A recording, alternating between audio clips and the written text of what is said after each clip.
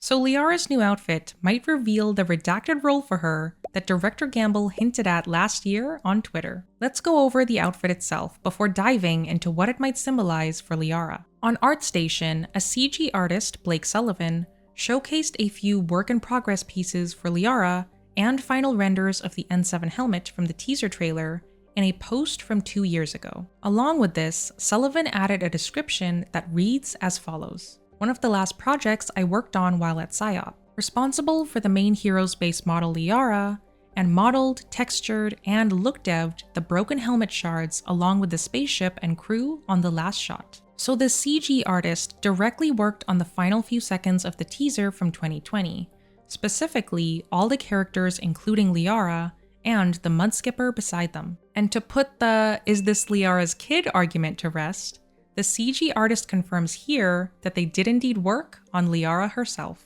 So how does the redacted role that Gamble hinted at relate to Liara's outfit that Sullivan worked on? In the Art of Mass Effect 3 book, the Mass Effect team provided insight into why they made certain artistic design choices for our allies. For Liara, they mention how her jacket is a reminder of her background in science, while the more armor-like pieces get across that the galaxy is at war, and even civilians must join the fight. So with the look that Sullivan artfully portrayed with Liara's new outfit here, there must be intention to this design choice by the Mass Effect team. In particular, I think the redacted role might relate to the color scheme in her new outfit. Looking at the colors, it's obviously similar to the outfit Liara wore in the Shadow Broker DLC and Mass Effect 3. Sullivan even included a reference picture of the back of the outfit that we're familiar with. However, something that's new that doesn't match with Liara's traditional color scheme is the black coloration on her hood, chest, and shoulder areas. This immediately reminded me of Matriarch Benezia,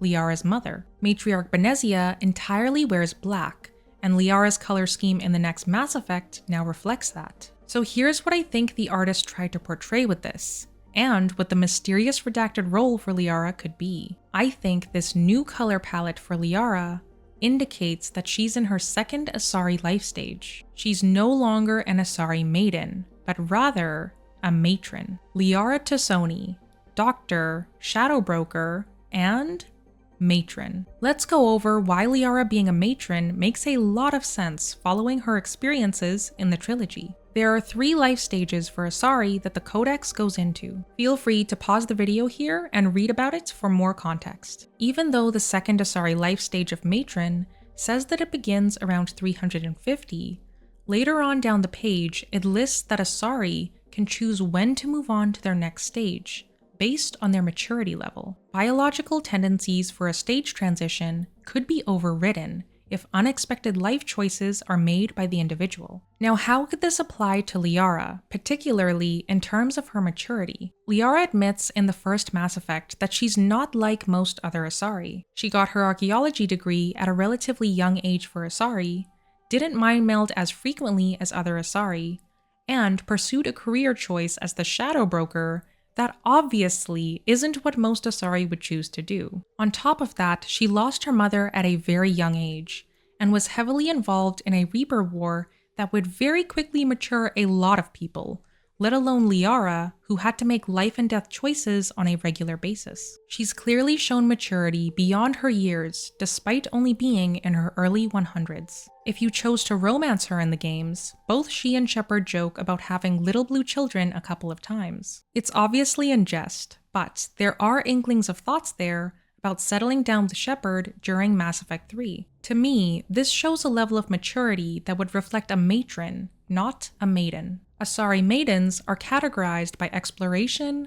seeking experiences, and restlessness. That stage doesn't seem to reflect Liara even in Mass Effect 3, hence why the Mass Effect team might have decided that she's entering her matron stage. If we examine Liara's change in design between Mass Effect 1, 2, and 3, there's clearly a maturing element involved there as well. In particular, she goes from wearing a more bright purple lipstick, which is traditionally a younger lipstick shade, to a much darker purple shade, which is once again reminiscent of Benezia, a much older Asari. I think this was a clear artistic and/or writing choice by the Mass Effect team to show Liara's maturity, and possibly her darker tendencies that started to crop up after her mother's death. In particular, I think the vocal choices for Liara as the trilogy went on also indicated her maturing journey. Liara's voice actress is the very talented Ali Hillis, who spoke on crafting Liara's voice at MegaCon 2017. She said at the con that she intentionally changed Liara's voice over the course of the trilogy. And being a scientist, being purely analytical, we wanted to keep her less emotional,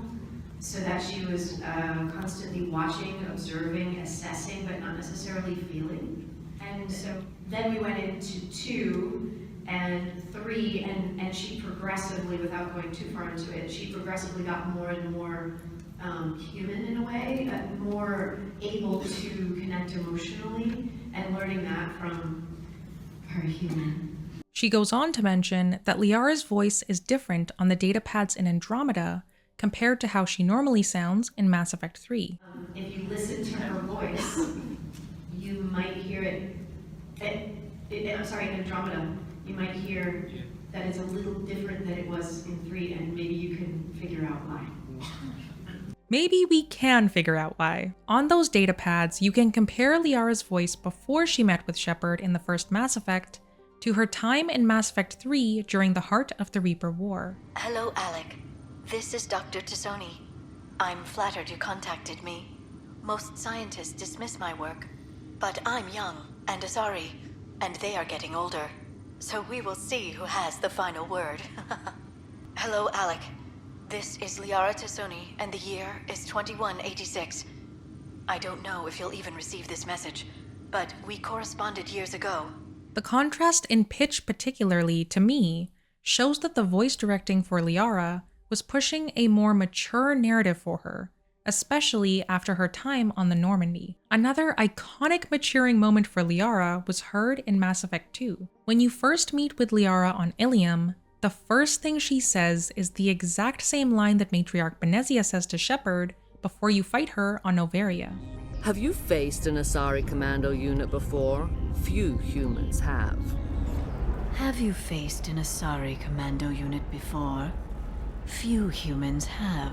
There's multiple parallels that the Mass Effect team has drawn between Liara and her mother, this line on Ilium being the most obvious one. So all this analysis to me says that the Mass Effect team is leaning towards a more darker, mature character arc for Liara, to the point where they're making her both sound and look like her mother. And this new outfit style for the next Mass Effect that reflects Matriarch Benezia could be a visual representation of the next step in Liara's journey as a matron. I don't think Liara is a matriarch yet, because I think they would have committed to a full black outfit similar to Benezia's. It's only the hood and some parts of the chest and shoulders that's black, which could reflect the first Asari stage maiden transitioning to the second matron. Some have argued that Liara could be in her matriarch stage due to the wrinkles on her face. However, Liara's face model did confirm somewhere that it's only because she herself is aged. I haven't been able to find the exact source of that info, but I'll make a community post if I find it back. I've also seen multiple clips of Liara with similar facial wrinkles in the Citadel DLC, so I personally don't think she's much older in the teaser. The similarities of the blue and white sections of her new outfit to her primary one in Mass Effect 3 also leads me to believe that there hasn't been a large time jump of 600 years, but rather a smaller time jump of 4 years. Let me know what you guys think about Liara's redacted role, and whether you think it could be matron. I am going to be well into my vacation when this drops, so I'll reply to comments when I have time or in the new year. Since this is my last video of 2023, thank you all so much for everything this year. It's been such a blast hanging out and interacting with you all. If you're a newer member of the community and want to catch up on all the theories from this past year, enjoy this Mass Effect 5 theories playlist over the holidays, starting with why Mass Effect 3's canon ending is not destroy. See you there. Logging you out, Shepard.